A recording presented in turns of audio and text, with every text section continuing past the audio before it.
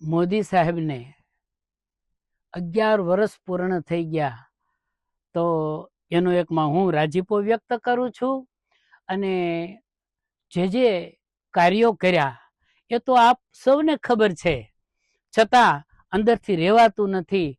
એટલા માટે એમણે જે વિકાસના કાર્યો કર્યા છે એમાં રસ્તાઓ, રેલવેથી માંડીને અનેક પ્રકારના મોટા મોટા ખીણોના પુલો અને રસ્તાઓ કેવા કે જ્યાં કોઈ માણસ ફરકે નહીં એવા વિસ્તારોમાં 4-વે રસ્તા. અમે તો આખા ભારતમાં ભજનના પ્રોગ્રામમાં જતા હોય, જ્યાં જોઈએ રસ્તાના કાર્યો ચાલતા હોય.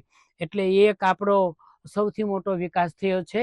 અને પહેલગામમાં જે નિર્દોષો ઉપર હુમલાઓ થયા અને જે સાહેબે જે વળતો પ્રહાર કર્યો છે એની તો આખા વિશ્વએ નોંધ લીધી છે.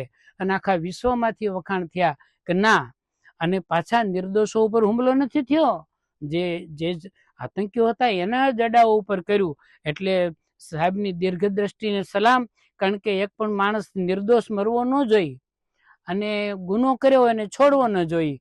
સાહેબનો આ સિદ્ધાંત છે. અને હવે આપણે બીજા દેશોમાં ક્યાંય જવાની જરૂર નથી કમાવા માટે. બીજા દેશના લોકો આપણા દેશમાં કમાવા માટે આવશે. એવી સરસ એવો વિકાસ થયો છે, એવી પ્રગતિ થઈ છે. તો સાહેબના 11 વર્ષ જે સુશાસનના બહુ જ સુંદર રીતે પ્રસાર થયા અને હજી પણ આવા નવા કાર્યો સાહેબ કરતા રહીએ એવી પરમાત્માને પ્રાર્થના.